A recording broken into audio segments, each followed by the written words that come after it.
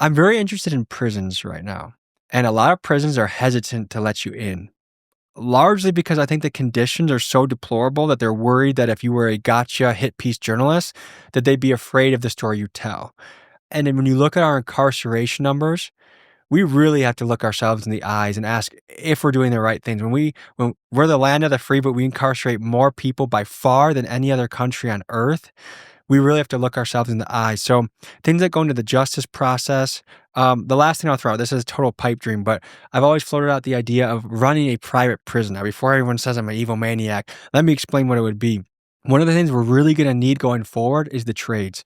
A lot of the contractors are aging out of the industry. They're 40, 50 years old. Their backs are hurt. And there's not as many young guys taking up the mantle. These are a lot of guys in these prisons that are very smart, and they would love nothing more than to use entrepreneurial skills they've done in other ways and put it into a legitimate business. I would love to set up a prison that's basically like the Harvard of prisons for the trades. You can apply from prison around the country, and you live here.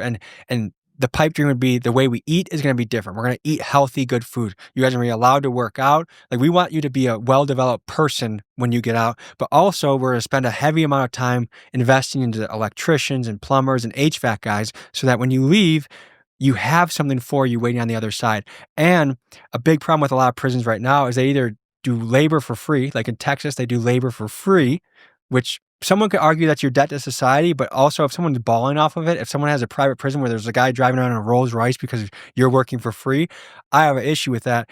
Or some states do like 20 cents an hour. I want them when they leave, they have a few, $10, $20, $30,000 sitting in an account. So they have money to put down an apartment. They have money for a vehicle. They have money for the clothes. If they've been locked up for 20 years, the fashion has changed. And you can tell guys, like, they come back out in Timberlands and baggy shirts, like, oh, this guy was recently incarcerated and still hasn't adjusted to the times. So give them their push so that they don't come back.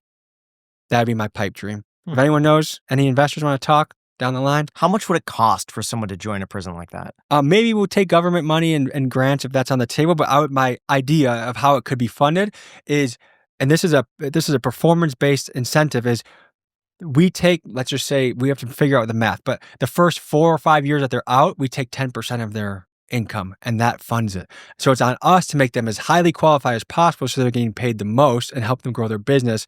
And then both hands are getting shaken, like both people are benefiting. Yeah. I almost thought that would be so interesting. Like, this was an idea I had like years ago of investing in people. And so if someone's just like, this is a bright fellow, an up and comer, good ideas, I want to give him $100,000, make sure he's got his base needs taken care of, but I want 10% of what he makes for the next X years. I think that's a cool business, and just like invest in people themselves that you think are like really promising.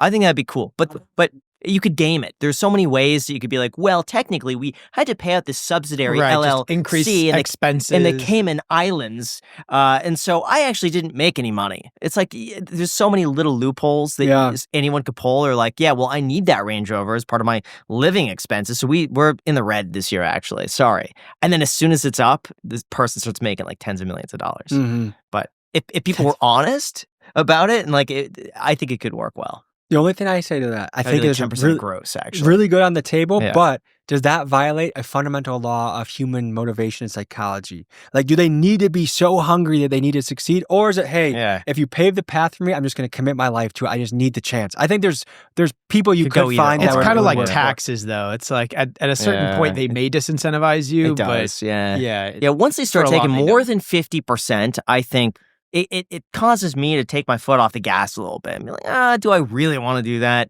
Take 49? Maybe not. I hate how much money we work for really hard. To think that the government is taking a quarter, a third, a half of what you make, and you're in these dangerous situations. You grinded so much of your life, and they just get to take it and spend it out.